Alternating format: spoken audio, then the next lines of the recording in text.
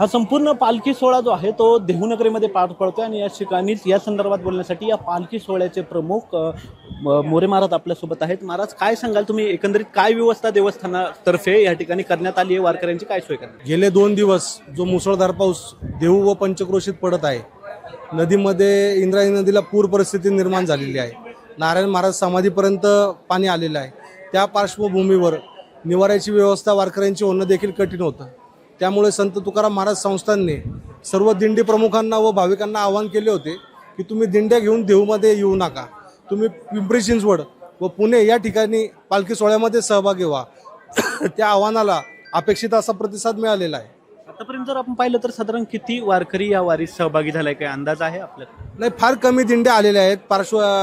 पर्जन्यवृष्टीच्या कारणास्तव जो पाऊस जोरदार कालपासून चालू होता, त्या पार्श्वभूमीवर फार कमी दिंड्या देहूमध्ये आलेल्या आहेत। यंदाचं वारीचं 341 वर्ष आहे, काय विशेषता एकंदरीत सांगता येईल या वारी सोहळ्यात? यंदा 341व्या पालखी सोहळ्या प्रस्थान दुपारी 2 वाजता देहूमध्ये देऊळवाड्यात होणार आहे।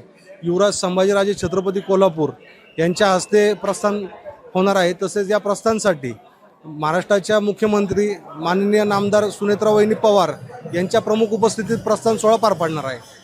एकंदरीतच जर आपण पाहिलं तर हे होते विक्रम महाराज मोरे, जे या संपूर्ण पालखी सोहळ्याचे जे आहेत ते प्रमुख आहे। आणि यावर्षी जे आहे ते कमी वारकऱ्यांच्या संख्येत या ठिकाणी, अर्थात पाऊस आहे, संपूर्ण पूर परिस्थिती जी आहे ती इंद्रायणी नदीला आहे, त्यामुळे कमी दिंड्या ह्या ठिकाणी दाखल होतील। मात्र पुढे ज्या आहेत त्या दिंड्या ह्या वारीला जोडल्या जातील, ह्या पालखीला जोडल्या जातील असं त्यांच्याकडून सांगितलं आलंय। सोबतच पाऊस आणि एकंदरीत सर्व नैसर्गिक परिस्थितीचा आढावा घेत वारकऱ्यांची कोणतीही गैरसोय होणार नाही असं आश्वासन सुद्धा त्यांनी या ठिकाणी दिल्याचं पाहायला मिळतं। कॅमेरामन दिनेश सिंग सह मी प्रथमेश तांबे, LS मराठी, पुणे।